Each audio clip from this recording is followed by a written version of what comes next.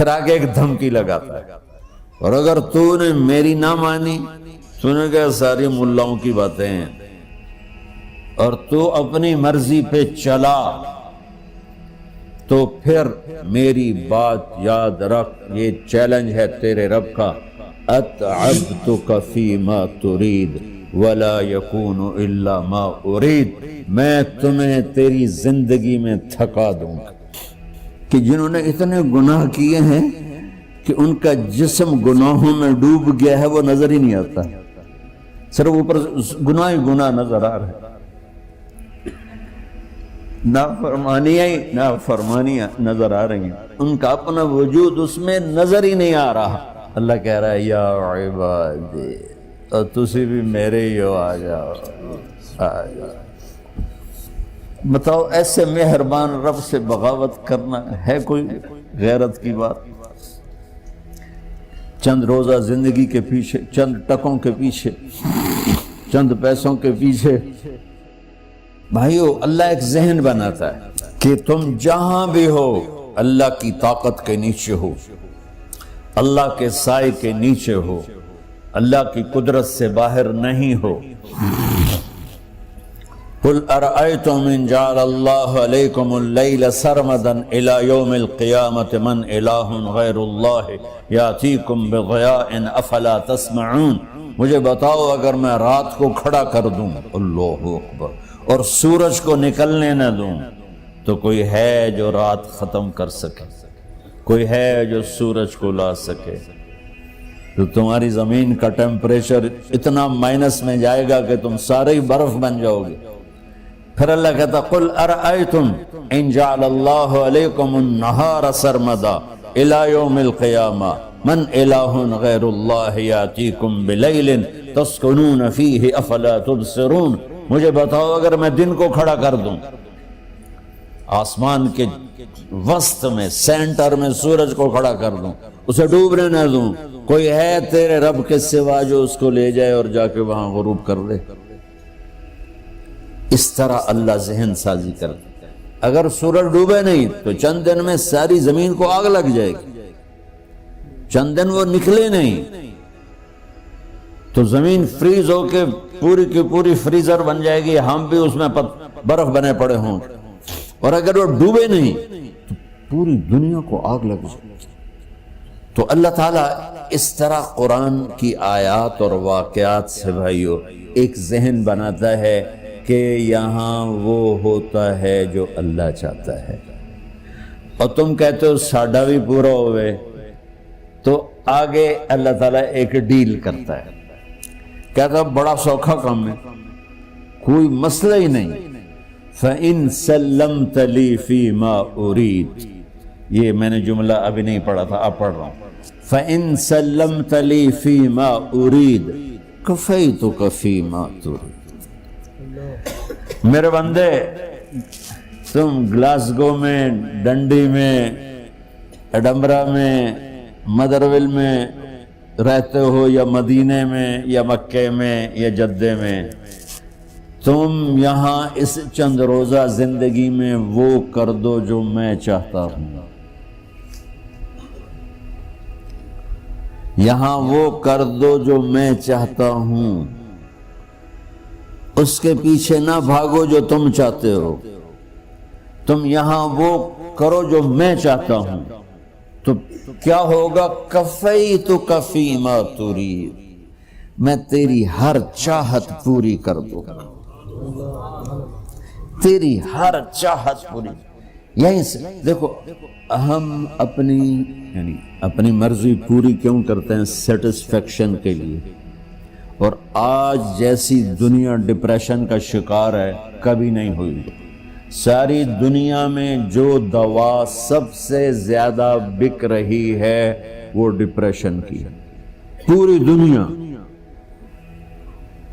شاید افریقہ دے جنگل چھڑ کے پوری دنیا میں سب سے زیادہ جو دوا بک رہی ہے وہ ہے ڈپریشن کی۔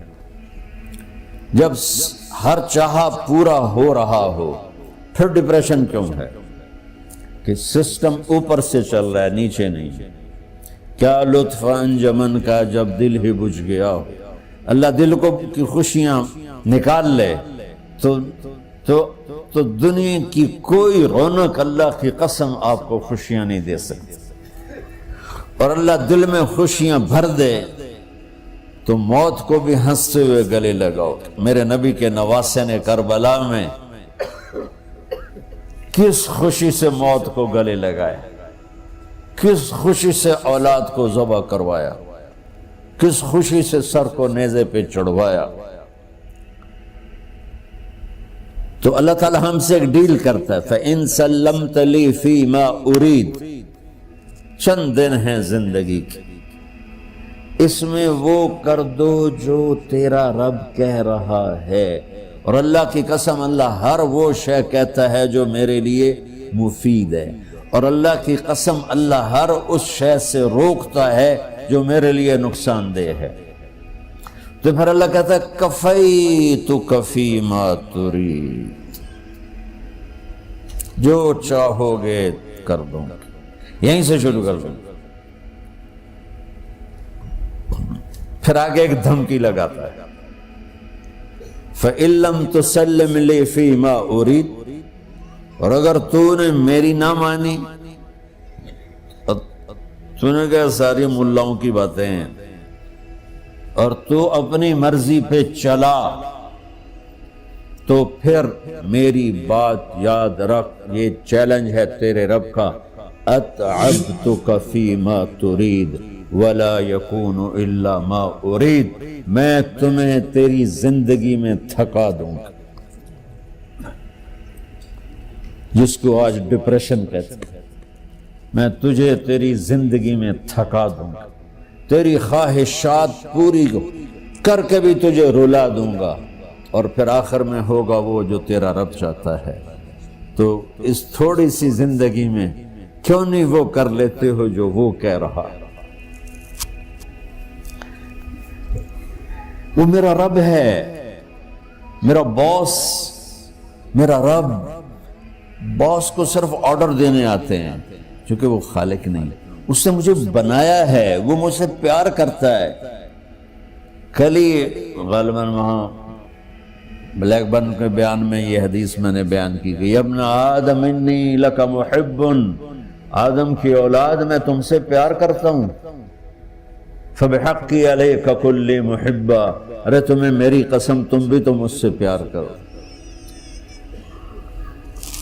ہم کسی سے ناراض ہو جائیں، بیٹے سے، بیٹی سے، بیوی سے، بھائی سے، نوکر سے ناراض ہو، ہمارے لہجے میں سختی آتی کہ نہیں آتی؟ بولو ہاں؟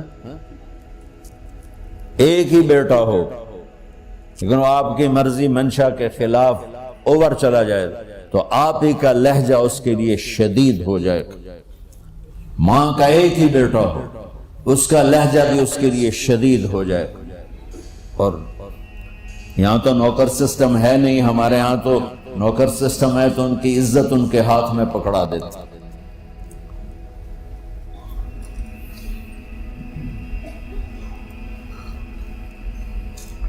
اللہ ہمارے ساتھ کیسے بات کرتا ہے؟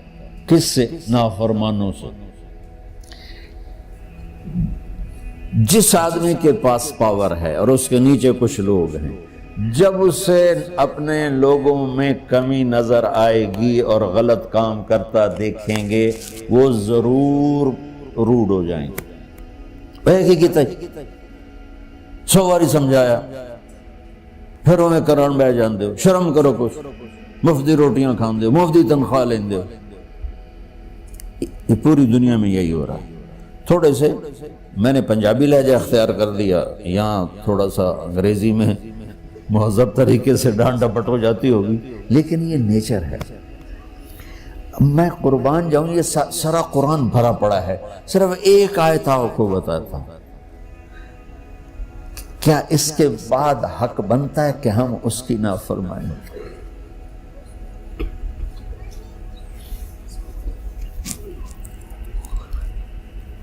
کچھ لوگ ہیں جن کے بارے میں اللہ کہتا خلطوا عملا صالحا وآخر سیئا، میرے کچھ بندے ایسے ہیں کبھی نیکی بھی کر لیتے ہیں، کبھی گناہ بھی کر لیتے ہیں۔ یہ اللہ تعالیٰ قرآن میں خود بتا رہا ہے کہ میرے کچھ بندے ایسے ہیں، کبھی بڑے نمازی بن جاتے ہیں، کبھی مسجد کا راستہ ہی بھول جاتا. اور کچھ بندے ایسے ہیں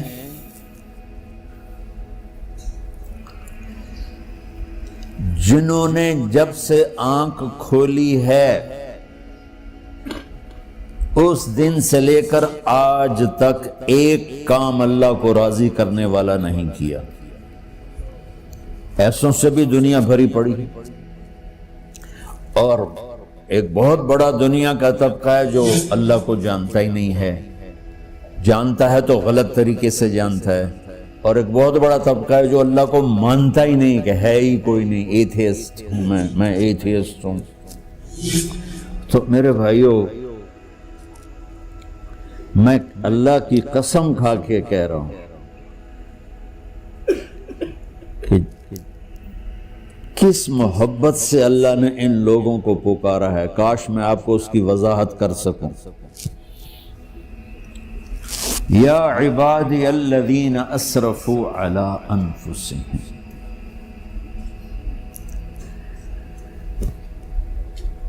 مجھے اپنے بیٹے پر بھی غصہ آتا ہے تو میں کہتا نکل جا، تو میری اولاد ہی نہیں ہے.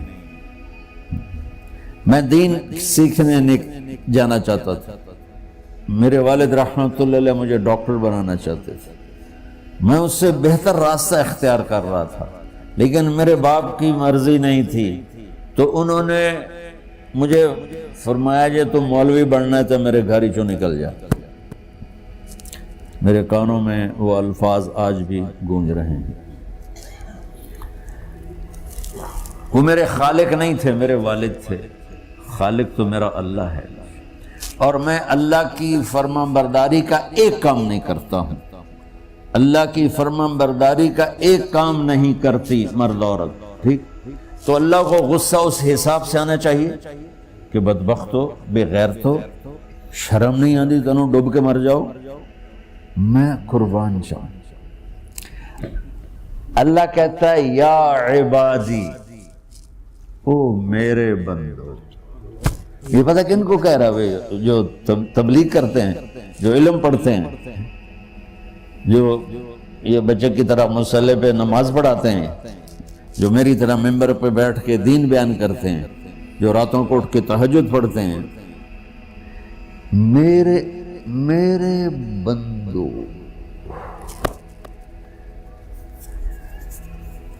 آپ نے دیکھا وہ شہد ایک دھار بناتا ہے، ٹپکتا ہوا نیچے آتا ہے نا. اللہ کی قسم اس آیت سے اللہ کی محبت کا شہد یوں نکلتا نظر آتا ہے.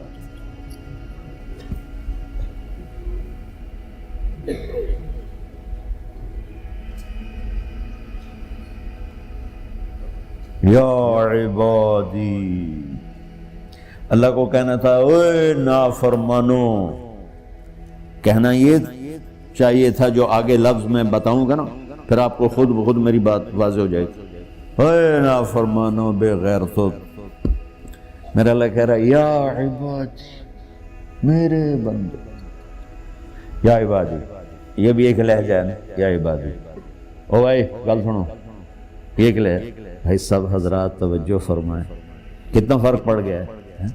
پہلے لہجے میں بدتمیزی تھی، دوسرے لہجے میں آپ سب کا احترام تھا. میرا رب تو بے نیاز ہے، اس سے ہماری کیا ضرورت ہے.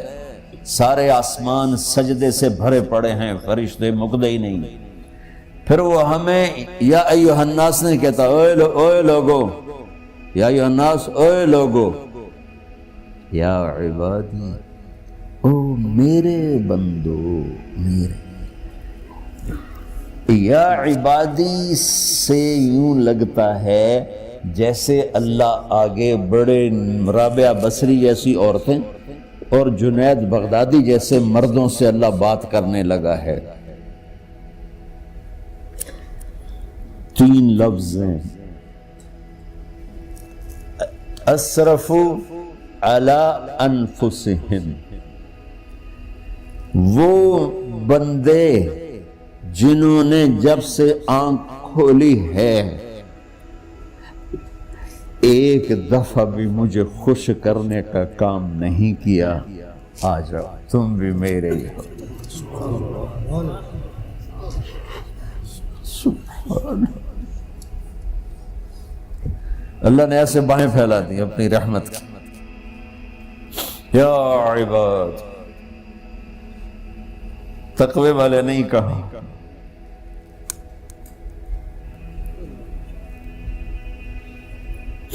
روزے والے نہیں کہا، پردے والی عورتوں کو نہیں کہا، حلال کمانے والے، تہجد پڑھنے والے، علم پڑھنے والے۔ اعلیٰ اعلیٰ اعلیٰ کا مطلب یہاں بہت طاقتور ہے، عربی کے حرفوں کا بھی مطلب ہوتا ہے۔ اعلیٰ کا یہاں مطلب ہے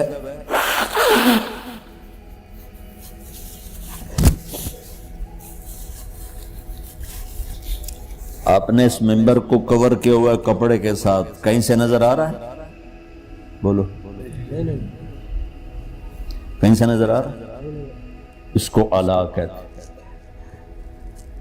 اللہ کیا کہہ رہا ہے کہ جنہوں نے اتنے گناہ کیے ہیں کہ ان کا جسم گناہوں میں ڈوب گیا ہے، وہ نظر ہی نہیں آتا، صرف اوپر گناہ ہی گناہ نظر آ رہا ہے، نافرمانیاں نظر آ رہی ہیں، ان کا اپنا وجود اس میں نظر ہی نہیں آ رہا۔ اللہ کہہ رہا ہے یا عبادی، اور تسی بھی میرے ہی ہو، آ جاؤ آ جاؤ۔